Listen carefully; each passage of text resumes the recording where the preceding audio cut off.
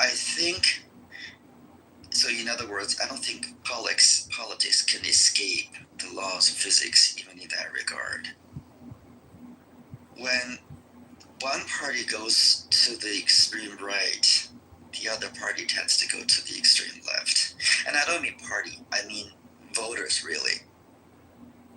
So in some ways, even though the left and the right, partisan-wise, they seems to be very, very different, if not the opposite. But I think they actually fulfill each other or complete each other. What I mean is this. I don't think it's just isolated event. Whenever you see a policy in one extreme, I think you're going to get to see a policy in another extreme and another political cycle.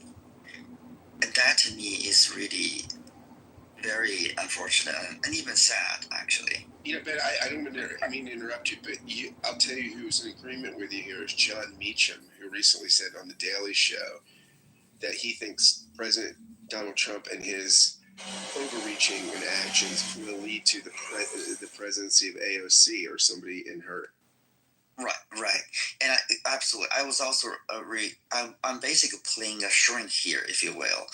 For fun in Uncle Steve's room. I can BS. Well, you can be a shrink here because half the people in this room are crazy, so that's great.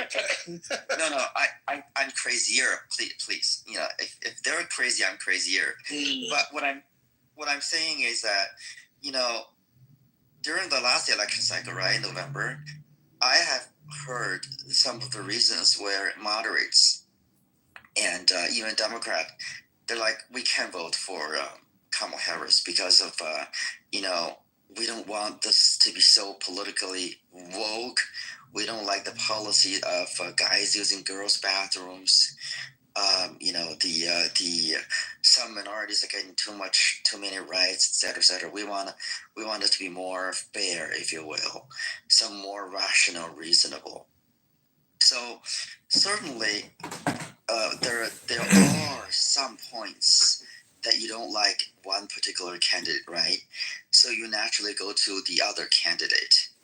And I think what they failed to do was to look at the other candidate, which certainly does not advocate for some of the points that they do not like. Where that foods can be cultural? Oh, wow, you're going to be educated today. Yes, foods can be cultural, right? Just like you grow certain things, or if somebody was from Boston, like clam chowder and all that, you know what? That's a part of their culture. Were you not aware of that? It's still culture, right? Foods are culture. So, yeah, all of that, right? Even from the way that we did our hair. During the summers, I would get my hair braided like a young Venus and Serena when they were first on the tennis circuit, right? So I would have the little beads in my hair, and that's something that we would do, right?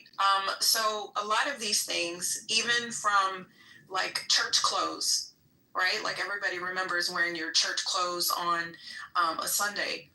Even jumping the broom is part of Black culture. We're not even going to talk about the language of like the Gullah Geechee, who literally had their own Bible, right?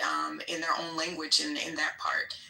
Those are subcultures, by the way, Anthony. The Gullah Geechee, the Creole, those are subcultures of Black culture because they're subsets, not the main Black culture. Black culture is also me going into my stylist this morning like I did and giving her a hug and having a whole conversation about her families and me buying her.